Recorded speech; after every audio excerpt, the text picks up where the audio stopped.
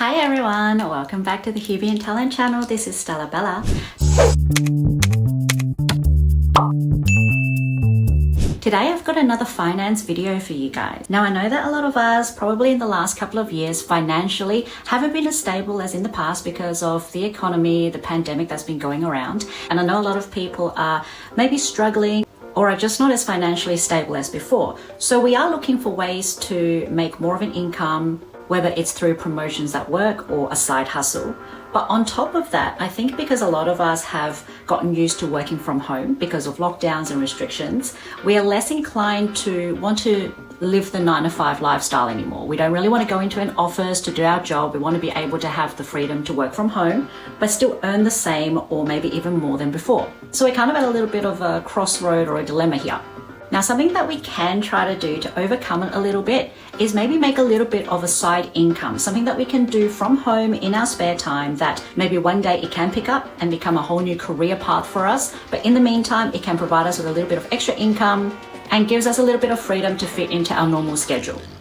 So today I'm going to be recommending my top 5 side hustle ideas to make a bit of extra income in 2022. These are all recommendations that anybody can do. Starting with number 1 is becoming a Uber Eats driver or a Doordash driver. Now, Doordash, Uber Eats has always been a popular service, but in recent times, because of all of the restrictions and social distancing, it's really picked up. And there's a lot more work available than there are drivers willing to do the job. And if you've ever gotten Uber Eats or Doordash before, you'll know the little warning that they have when they don't have enough drivers in the area from a restaurant that you really want to buy something from. That means that there's more work available than there are drivers. So if you're looking to pick up a little bit of side hustle and a little bit of extra income, this is super handy. The best thing about being a Doordash or an Uber Eats driver is that the schedule is completely flexible. You dictate your own hours. You can decide when you want to work, what jobs to accept, what jobs to decline. And while you're not really technically working from home, you're working in the comfort of your own vehicle. You can wear whatever you want, and you're basically your own boss. Now, a couple of things to keep in mind is that the rate isn't particularly high, but you are able to keep all of the tips that you are given. And sometimes people give tips without even you doing the job first. So you're able to see exactly how much you're going to get right at the start as a minimum, and you can accept or decline the job depending on that. Once you've accepted a job, all you need to do is just go to the restaurant, pick up the food, deliver it to the person. And after the delivery, you might even get more if they decide to give you tips. Out of the two, Doordash does have a couple of perks that Uber Eats doesn't. For example, they've got a priority booking system for their drivers so that you can actually lock in a time, maybe 5-6 days ahead of time, for example, during peak periods, during dinner service time, where if you tell them that you're available and you lock in that slot, Doordash will actually give you priority on the job offers. So they'll offer it to you first before someone that's just jumping on the app because they've got a couple of hours free. So your earning potential there could be a little higher. Also, Doordash allows the patron to add on options for the same delivery. So for the same trip, you can actually make stops that are nearby to collect other orders that this particular customer has ordered. So you're actually making more money for the trip to that one customer. And that's something Uber Eats hasn't gotten around to just yet.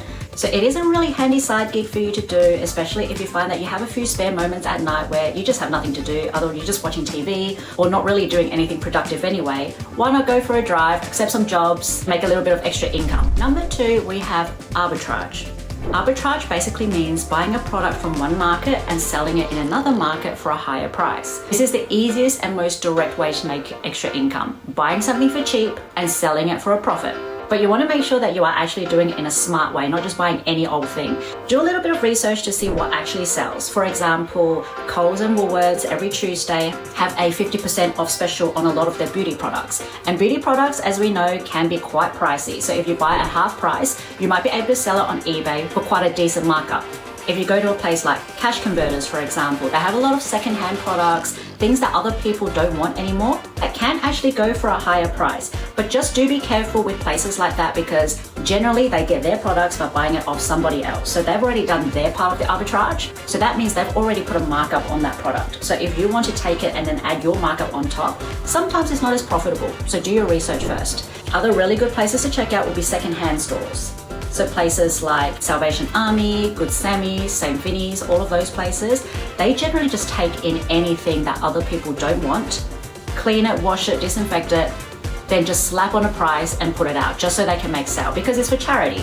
So So there are actually a lot of hidden bargains and really good treasures that you can find at a secondhand store that they don't even realize or care about. I've known people that have found Louis Vuitton bags at secondhand stores that were going for $30, and they were able to mark it up to a few $100s and sell that. Also have a look at university textbooks, which we know as uni students, it does get a bit pricey and they always want you to get a new one every single year. So a lot of people are trying to get rid of it because once you've done the unit, you don't need it anymore. So a lot of people just give it to Goodwill, and you can actually pick up a really good bargain there. I've seen uni books at Goodwill stores for maybe $10, $15 that are actually selling for $150 on eBay.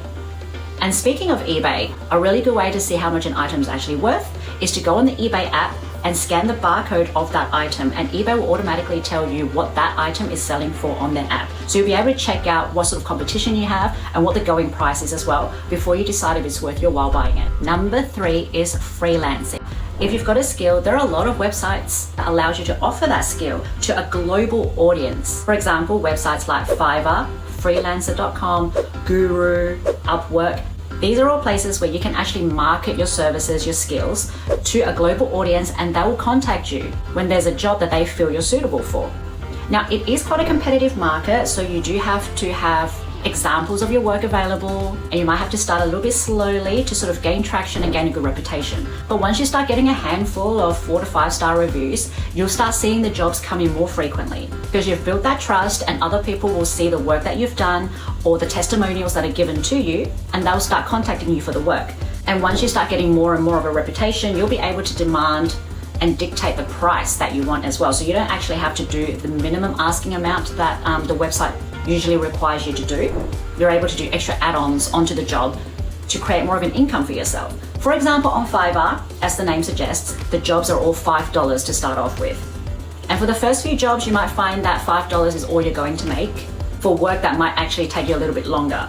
As you build up more of a reputation, you can actually break down your services a little bit more and say that $5 is only the bare minimum work that you'll do. If you want it a little more, a little better, if you want more examples, you'll be able to offer that at $10 more or $15 more. If the client wants it a little bit quicker, you can also offer express services for an extra $15, for example. And it is quite common for someone to pay you that extra to get the finished product faster, especially if you've got a good reputation. Some of the most common skills on the website are things like proofreading, graphic design, web design. But before you say you don't have any of those skills, there are literally skills on there that you have never even thought of. Something as simple as just knowing a second language. You'll be able to offer your services on there as a translator or interpreter, or being able to translate audio recordings for a client. If you know how to use photo editing or easy graphic design software, for example, Canva, you'll be able to start offering basic graphic design services to your clients. If you've got a good camera and you're good at public speaking or acting, for example, there's even people on the website looking to hire people to create false testimonials for their websites and their products. There's even people looking for other people to do research for them and basic data entry. So there's literally a market for everything. You just need to be a little bit creative and think outside of the box as to what you might be able to offer on these websites for people around the entire world. Number 4 is live streaming, and this is something close to my heart. Those who know me would know that I am very fond of it, and it is a very good way to make a side income. Now, whether you are a gamer, a chef, a home cook, or someone who just likes to talk, there are a lot of apps out there that allows you to earn a regular, substantial salary just for live streaming. You will need to meet certain KPIs and targets for that certain app, depending on what they are. For example, you need to do a certain number of hours in a month, or you need to be able to get enough support from your fans in the form of rewards on the app in order for you to receive the salary.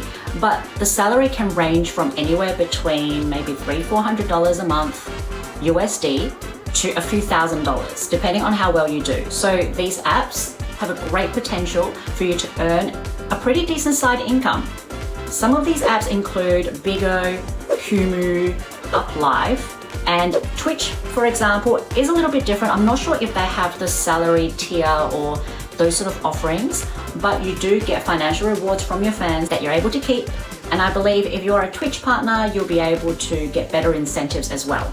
And on top of that, you're able to do it anywhere from home in your pajamas. You can showcase your skills, or you can just use it to talk with people and meet new people and just socialize. There is a wide market for different sort of audiences. So definitely check it out if you're looking for something that is not only a little bit more fun and allows you to socialize a little bit more with people from around the world. Last but not least, number 5 is actually upskilling yourself in order to create more of a side income. I know the easiest way is to use what we already know, use the skills we already have, use the resources we already own. But if you find that it's just not enough, or there's been a hobby or a passion or an industry that you've been particularly interested in the past that you've never really looked into, maybe now's the chance to do it. Some of these courses don't actually take a long time or a lot of money to complete either. For example, makeup artistry courses, web design, coding, even nutrition courses or health and fitness. Some of these courses only take a few weeks to a few months to complete. Once you've completed it, you may need a little bit of extra work experience to really get a grasp on the industry. A lot of people tend to do these courses and come out and start offering those services. Some of these courses even teach you how to do it. At the end of the course, they will tell you ways to market what you've learnt with them into a little side business as well. And while you might need to learn on the job and start small, gain a bit of experience first, and you can't charge too much for your services while you're still new, it's a really good way to dip your feet into an industry you've always been curious about, have the potential to earn a little bit of side income at the same time.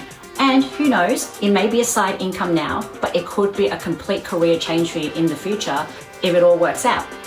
Not to mention, it's never a bad thing to learn an extra skill anyway. So even if you don't use it immediately, maybe you'll find that in a couple of years' time, you want to pick it back up and you already have that foundation there. And if all else fails, it's a little bit of extra knowledge that you have in your arsenal now, which is always good for a little bit of self-improvement anyway. That's basically it, guys. My top 5 recommendations or top 5 ways of earning a side income that are still valid in 2022 and are still effective.